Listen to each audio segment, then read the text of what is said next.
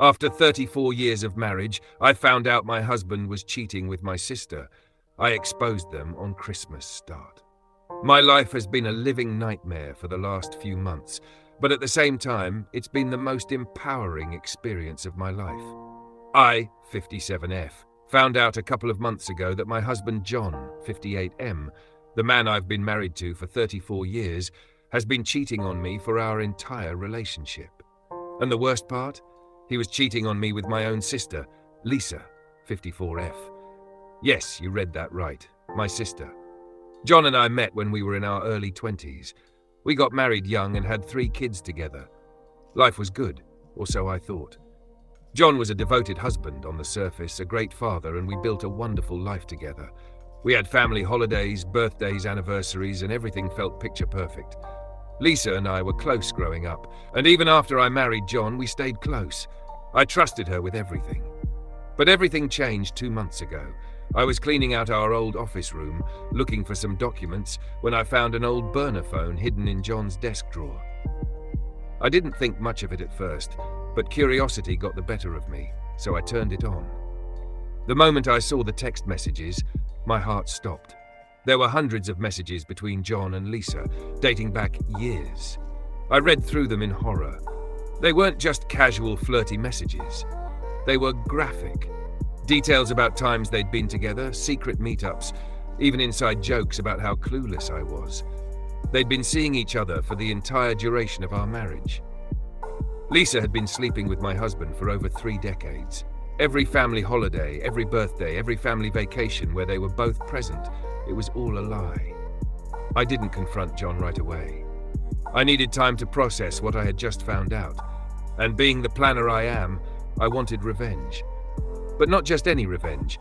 I wanted to destroy them in front of everyone they cared about. What better opportunity than Christmas, when all of our family and friends would be together under one roof? I spent the next few weeks acting like everything was normal. It was difficult, but I pulled it off. John had no idea I knew. I even spoke to Lisa like nothing was wrong, which was the hardest part. The anger bubbling inside of me every time I saw her was unbearable, but I knew I had to wait. Christmas Day finally arrived. We host Christmas every year at our house, and it's always a big deal.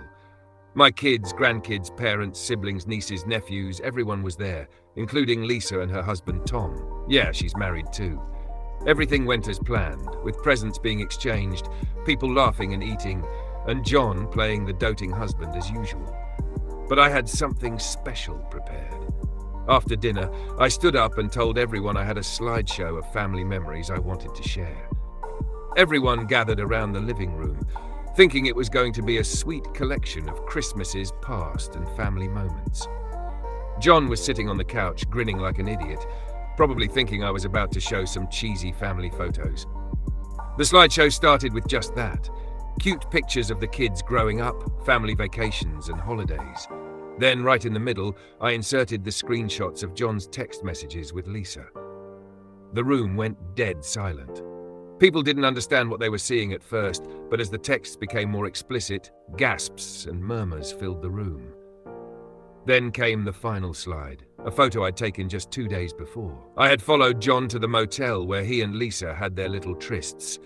I caught them in the act and snapped a picture of them leaving the room together. I turned to John and Lisa, who were both sitting there in shock, and said, "Merry Christmas. I hope the 2 of you have had fun lying to me for 34 years. Now everyone knows the truth." The silence that followed was deafening. My kids looked horrified. Lisa's husband, Tom, stood up and just walked out without saying a word. Lisa started crying, and John tried to stammer out some kind of apology, but I wasn't having it. I walked out of the room, leaving them to deal with the mess they created. Since then, I've filed for divorce. I'm done with both of them. Lisa's marriage is in shambles, and most of our family refuses to speak to her.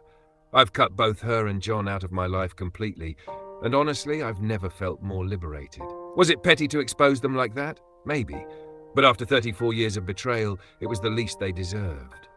Christmas will never be the same, but at least now I'm free from their lies.